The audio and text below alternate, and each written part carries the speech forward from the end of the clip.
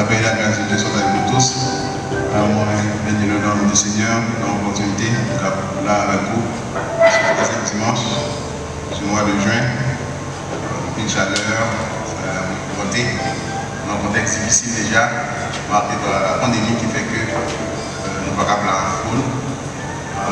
Salut la soeur Lycée, nous pouvons bénir, saluer la famille Boulé, saluer tous les membres de l'Église de Dieu, du Mot 42, qui suivent nous.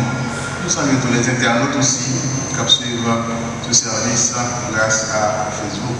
Que mon Dieu touche nous, que mon Dieu utilise nous, pour que nous puissions faire l'enseignement de sa parole.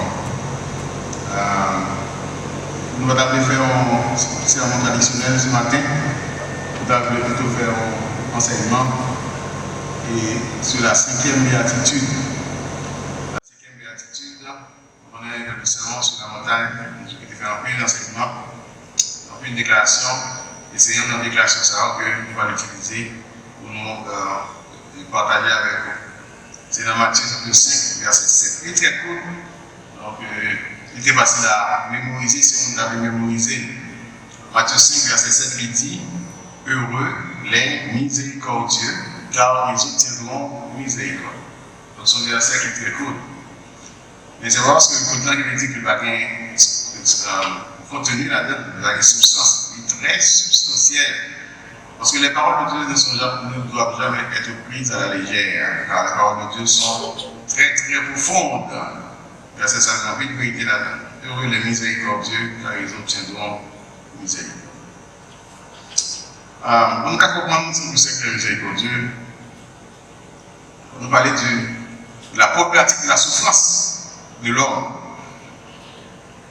Et deuxièmement, il faut voir quelle est l'attitude de l'homme vis-à-vis de son frère qui souffre. Et c'est dans la deuxième partie, ça, nous allons voir différents comportements, différentes réactions que l'homme a vis-à-vis de son frère pour nous arriver sur la miséricorde.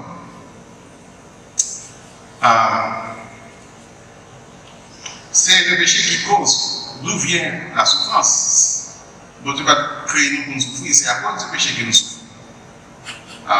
Le péché ouvre porte à la souffrance, il ouvre porte pour le malheur, il ouvre porte pour la pandémie. Si ce n'est pas le péché à l'Éden pendant la pandémie, qui bloquait le monde, qui paralysait l'économie mondiale, qui fait un peu nous souffrir.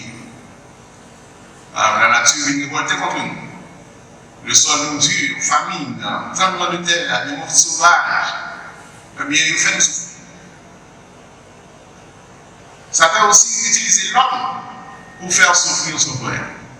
Donc, non seulement à cause du péché que Dieu nous dit, cette terre, de dire l'enfant de travail dur, de dire fille, n'a pas souffrir en pile, de l'accoucher.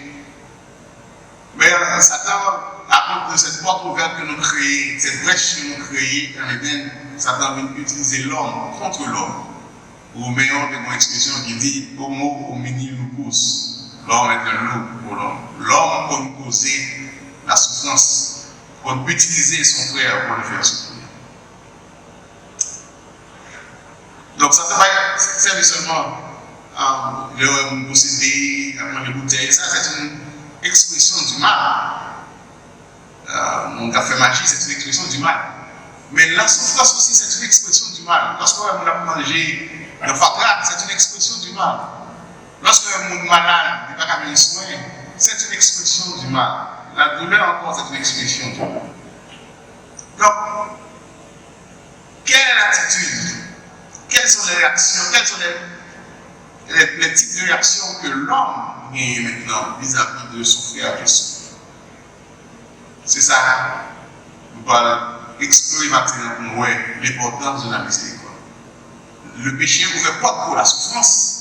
Et Satan a utilisé cette brèche pour dresser l'homme contre l'homme pour faire souffrir. Et maintenant, on regarde quelle est la réaction de l'homme lorsque le frère a souffert. Il y a trois types de réactions que l'homme a lorsque il a regardé son frère a souffert. La montagne de l'eau vient un peu l'autre. Une première attitude qui est inspirée par le diable. Une deuxième attitude, pour garder ces réactions humanistes. Et une troisième attitude que nous venons dans la vie, à entrer dans tous les toits. Premièrement, type de réaction inspirée par le malin. Lorsque c'est l'homme qui fait intentionnellement souffrir son frère, la Bible appelle ça la méchanceté.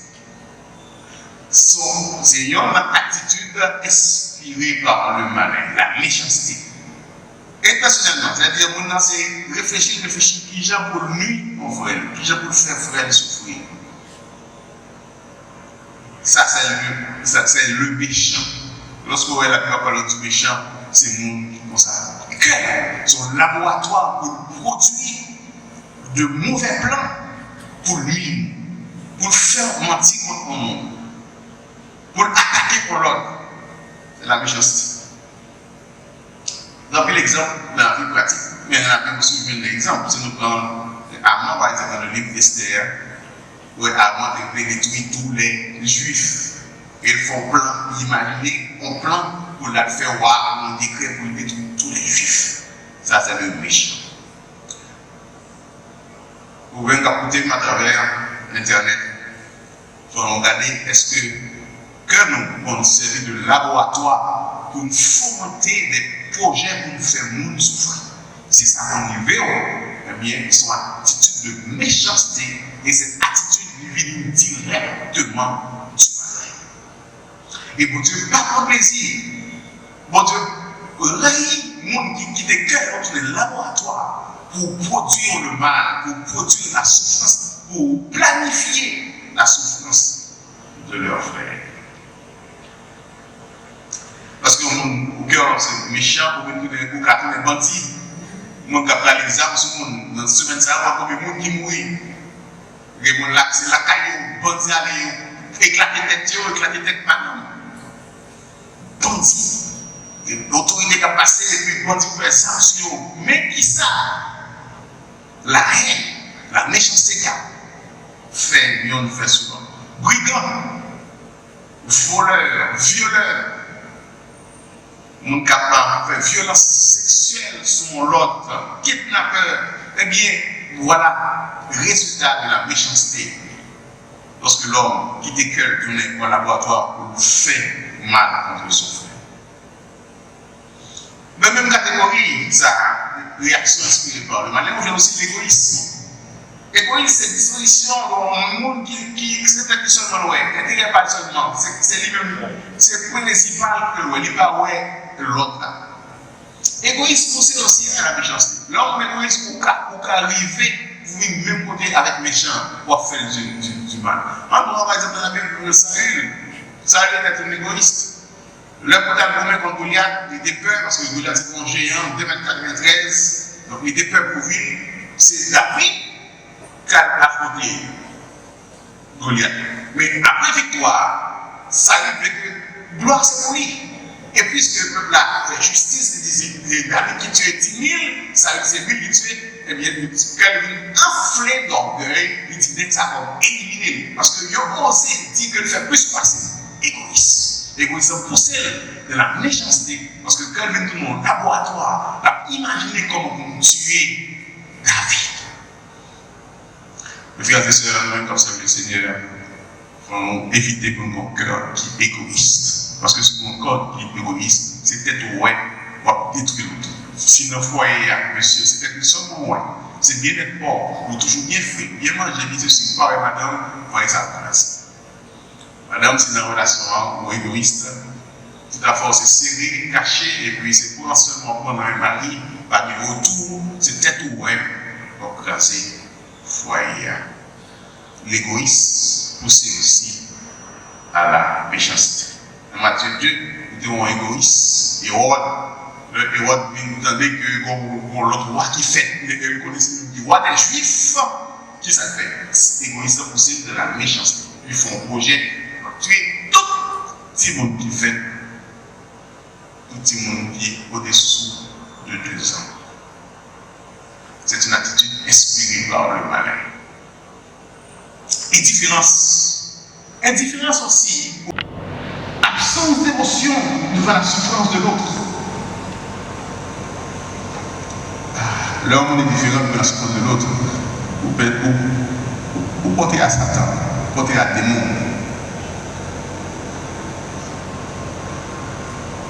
La froideur, l'indifférence. Et bon, Jésus-Christ est un exemple d'indifférence. Il va lire dans Luc chapitre 10. Cet homme qui a sorti, et puis bandit attaqué, quitter le droit à mort. Et puis le Seigneur dit, il y a un vite qui a passé, sacrificateur, monsieur, il a contourné, indifférent. En Haïti, nous avons des grèves sauvages, grèves des médecins, grèves des infirmières, dans les hôpitaux publics.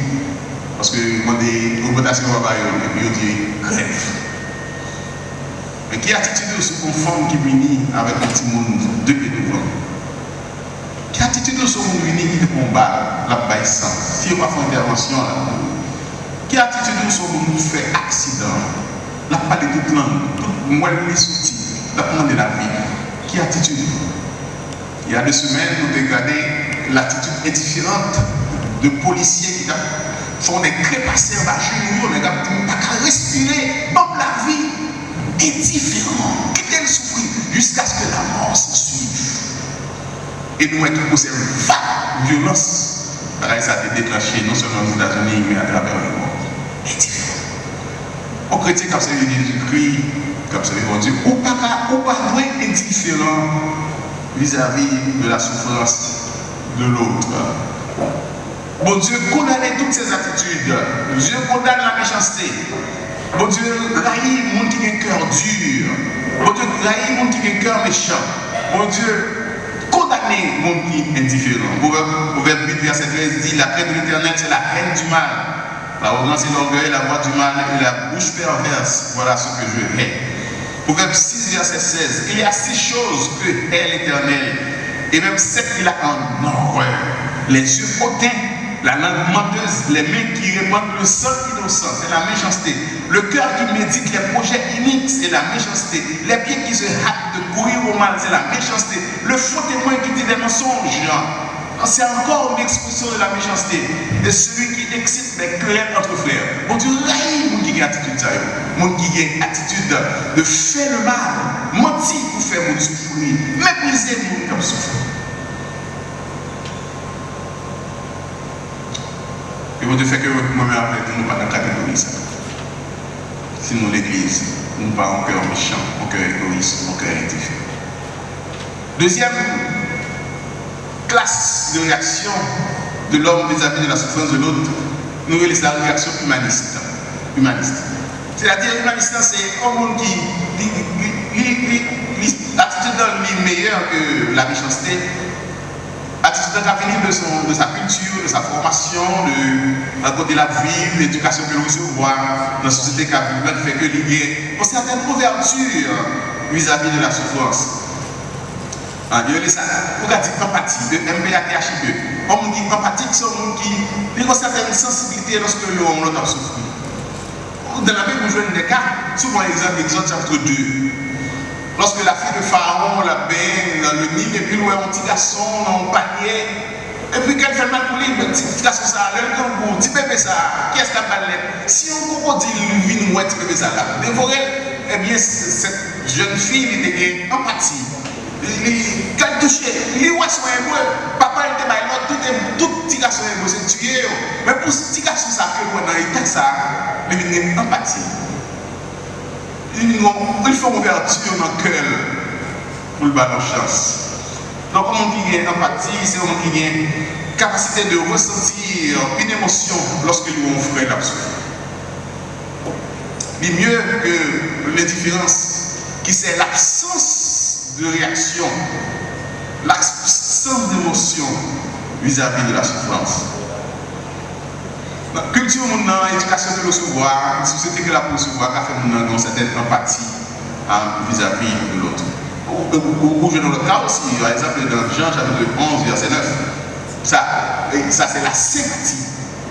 Lorsque Lazare mourit, eh bien, il dit Juifs qui ont quitté Jérusalem, ils ont visité les sœurs de Lazare. Ça c'est sympathie. Lorsqu'on monde qui est mort, on disciple, on camarade de travail, on dit mais sympathie. Donc, son expression qui veut dire nous comprenons pas la situation. Même imaginez, je vais souffrir parce que perdu madame, maladie Covid, il faut perdu mari, perdu être cher, ou bien quelqu'un qui fait accident, ou bien malade privé. Mais c'est parti. Nous comprenons de quelle situation il est. Donc c'est une affection, une réaction affective qui est positive, mais pas négative. La Bible ne condamne pas ni l'empathie, la Bible ne condamne pas la sympathie. Éducation qui permet de gagner une réaction, ça n'est pas mauvais en soi. Mais cependant, la Bible n'a pas béatitude, c'est-à-dire bénédiction pour les gens qui ont empathie, ni pour les gens qui ont sympathie. Nous faisons une sympathie à bon. Et si vous regardez dans la jeunesse, on fait qui joue le mariage parce que c'est sympathique. Répétez à joue le mariage parce que c'est sympathique. Parce que Eliezer a fait 3 ou 4 mois à marcher avec chameau, il est soif. Et lui, quand une jeune fille, elle dit, oh, jeune fille, Rebecca, ouais, Jean, était ça, j'ai soif. Il dit, Eliezer a dit, ma porte l'eau. Oh, on ne peut pas prendre de l'eau, on bouteille, des bouteilles. Mais chameau lui-même, les chameaux apprennent, c'est full temps. Il dit, ma barre chameau de l'eau. Il dit, mon bras non plus, vous voyez ce de l'eau, mettez pour tout chameau, ouais, c'est de la sympathie. Sympathie qu'a fait, vous faites des potes pour, contrairement au monde qui figure toujours marié, il montre qu'il est antipathique. C'est-à-dire un monde qui est toujours aigreur, fâché, il n'a pas fait contact. Sympathie, c'est un bagage qui est positif. Même si il n'est pas arrivé dans la dimension que nous avons. Mais nous ne parlons pas de personnes qui sont antipathiques, mais pour développer la sympathie dans les relations. Donc, au monde dans le camarade, ou un voisin, qui a un problème, ou un nourri, alors, votre sympathie, vous le dites que humain, comprendre dans quelle situation il est important.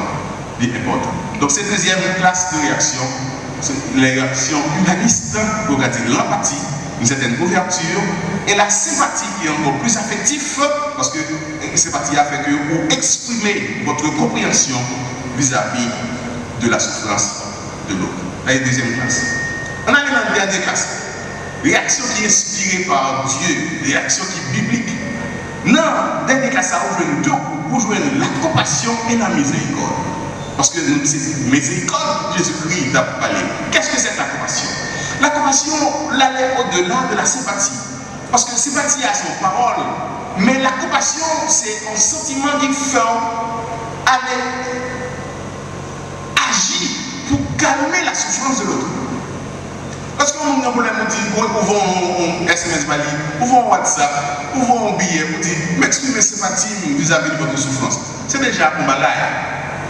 Mais lorsqu'on dit compassion, c'est pas une simple parole. Compassion pousse à agir pour toucher, pour essayer de calmer la situation de Moussa qui a souffert.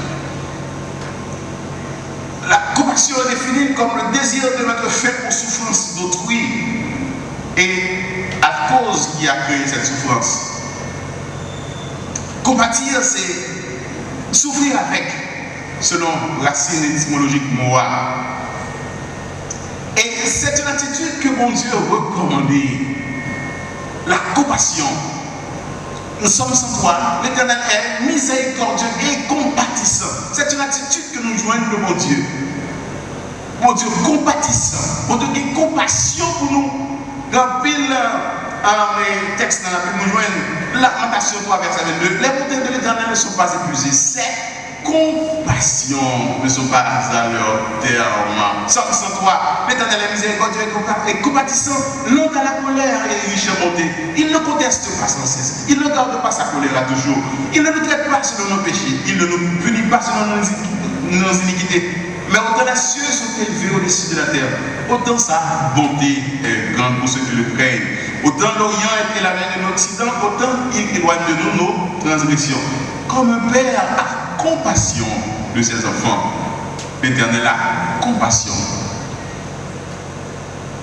de ceux qui le craignent. Jésus-Christ est montré comme un homme de compassion. Dans Matthieu 14, verset 14, Jésus-Christ a enseigné, et puis l'un descend dans le bac là, nous est fou là, nous sommes au grand nous avons plusieurs jours à suivre. La Bible dit, il fut ému de compassion. Et compassion, c'est un sentiment qui pousse aux actions. Et l'œil fait aimer de compassion. Il dit qui ça que là? Il vient 5 pains de poisson. Il multiplie, il résout le problème. Mais ça va la compassion. Non seulement on a un sentiment de sympathie, mais on met des mains pour résoudre le problème. Dans Matthieu 15, verset 32, 3 jours dans le désert, Jésus-Christ fait même malade. Il y a compassion pour nous, il va manger. Guérison de 2 aveugles, Matthieu 20, verset 34.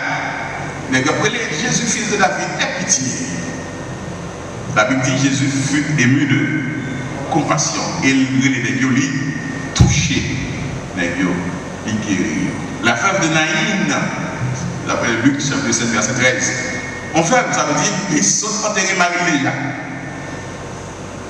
Donc, on doit couper parce que le baguette Marie.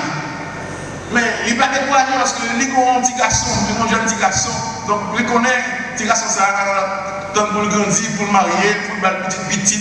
Et puis lui-même, le film grand monde l'a mouru, petit garçon à l'enterrer. Mais la vie n'a pas été comme ça, la vie a fini de tirer Marie à l'homme, la vie a passé même le petit garçon. On veut qui va enterrer son fils unique. Donc qui est ta fils? La Bible pas dit s'il y a comme un code qui m'arrive entre lui. La Bible pas dit qu'il vient prier le rôle qu'il a fait. C'est-à-dire, c'est moi-même qui devrais mourir, c'est moi-même qui devrais être là. Je dis comme ça, la chance. Bon, pas qu'il devrait tourner. Là, dans le cimetière, tout mourir, tout foncer en terre. Nous devons imaginer toutes ces paroles de folie que dans ta barre, parce que il n'y a pas bien envie encore pour cette dame. Pendant qu'on voit passer, Jésus-Christ était dans la zone. Luc 7, verset 13. Le Seigneur en est en vue. Jésus-Christ est d'abord qui toute langue comme n'a parlé, qui est capable de transpercer que dame ça. Finalement, Marie qu'on n'a pas enterré d'un espoir de la vie. La Bible dit, il fut ému de compassion. Jésus-Christ dit, pas crier encore. Jésus-Christ va me dire dans cette situation de guerre. Qui maladie de guerre? Qui sont voulés faire pour vous? Est-ce qu'on pourrait me faire? Jésus-Christ pas dans le détail ça. Il connaît fils ça. Il n'a pas fait test de la foi pour fils ça encore en Italie. Jésus-Christ a directement le problème. Non, il dit, petit garçon, levez. Voici la compassion. Donc l'empathie, son ouverture, donc la sympathie, vous exprimez un mot. Moi, la compassion pour agir pour résoudre le problème. Pierre 3, verset 8. Enfin, soyez tous animés des mêmes pensées et des mêmes sentiments, pleins d'amour fraternel, de compassion et d'humilité. Compassion. Finalement, la miséricorde. Qui fait passer ces deux bagages à rejoindre dans les attitudes inspirées par la Bible, inspirées par Dieu. La compassion, c'est-à-dire agir pour résoudre le mal, la miséricorde. La miséricorde, c'est la capacité de faire du bien à celui qui nous a fait du tort. Donc, miséricorde arrive plus loin que compassion. Compassion, c'est en fait résoudre le problème pour le monde qui a souffert. Mais miséricorde, c'est faire du bien à un monde qui est fort du tort. C'est des niveaux dans la miséricorde qui vient dans le niveau pardon, qui vient dans le niveau de la grâce. La miséricorde. Non seulement pour aider, mais même pour aider les gens qui font souffrir. La miséricorde n'allait plus loin que la justice. Voilà pourquoi dans la Bible, il est toujours associé la miséricorde à la justice. La justice, qui c'est la justice? La justice, c'est la rigueur, c'est la fermeté. On nous fait un bagage ou dans la justice a fait non payer. La fait souffrir parce que défend du tort. Si bon Dieu réagit avec justice avec nous, nous battons là. Parce que le salaire du péché, c'est la mort. C'est ça la justice de Dieu. Mais bon Dieu, aller au-delà de la justice, bon Dieu agit avec miséricorde. Bon Dieu voit que nous devons mourir. Il dit bon, même si nous devons mourir, nous faire miséricorde, nous pardonner, nous bailler petit moyen pour nous placer, pour payer ça va te faire. Ça c'est la miséricorde. Ah, mes frères. Et Dieu c'est un Dieu de miséricorde. Et Jésus-Christ est un exemple de miséricorde dans Luc 10. Bon dit ça, qui a attaqué cet homme et qui était ce juif. Qui était quitté le toit à mort, nous dit que sacrificateur passé va faire rien, indifférence. Lévite passé va faire rien, indifférence. Mais un Samaritain, il n'est pas considéré comme juif parce que c'est des 100 000 euros. Juif pas considéré Samaritain comme égal. C'est même Jean Blanc et affranchi. Donc Blanc on est affranchi, il est supérieur à affranchi. Mais juif on est supérieur à Samaritain. Il ne peut pas parler à Samaritain, il ne peut pas parler dans le même. Si y a Samaritain en route, il passe de l'autre côté. Donc Samaritain en lui-même, il était ouais, juif comme un problème. Comme on est qui orgueilleux, comme on est qui hautain, comme on est qui raciste. C'est pour ça que Samaritain était juif. Donc lorsque Samaritain ça a passé, il ouais, juif ça a terre. Qui a sensibilité qu'a gagné? Regardez ça, on a figure. Jean ça a été fréquent, les dessous des pieds. Jean ça a été pour mépriser le monde. Il faut quitter la terre. Pour le soleil battre, pour fourmiller monter, pour payer ça il fait. C'est une attitude compréhensible. Mais quelle fut la réaction de ce Samaritain? Il agit avec miséricorde. Il ne pas son juif qui te fait souffrir, qui te dit pas monde, qui te dit pas juif, il ne va pas manger dans le monde parce qu'on ne parle rien. Il descend. Mais que tu as monté là, la baille à la vie. La laver blessure, il levait la terre, il mettait le place à la place et puis il a déposé dans l'hôpital. Il dit, bah, ça comme déposé, balance-le pour moi, le retourner un cigare en plus m'a payé. Ça c'est la miséricorde, la capacité de transcender et de faire du bien à celui qui vous a fait souffrir. Amen. Et voilà pourquoi Jésus-Christ mettait béatitude, bénédiction au monde qui est miséricordieux. Mes frères et sœurs, attitude Jésus-Christ attend de moi un coup, cap cité non, cap servi, soit nous compassion et miséricorde. Pour nous toucher, pour nous aider à l'autre bouquet souffrir. Parce que la souffrance ne vient pas de Dieu. La souffrance est à cause du péché. Le Dieu que nous avons est un Dieu miséricordieux et compatissant. Oui, même avec vous, être un chrétien, ce n'est pas seulement venir à l'église les dimanches, ce n'est pas seulement communier chaque premier dimanche, ce n'est pas seulement venir dans le jeûne, ce n'est pas seulement aller en mission.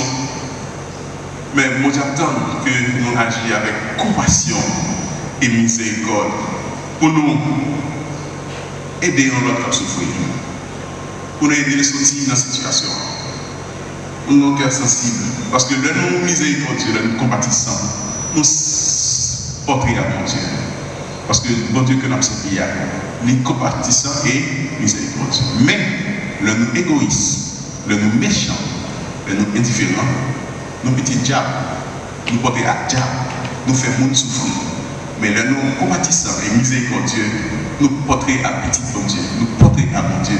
Parce que bon Dieu nous avons servi, son Dieu compatissant et miséricordieux.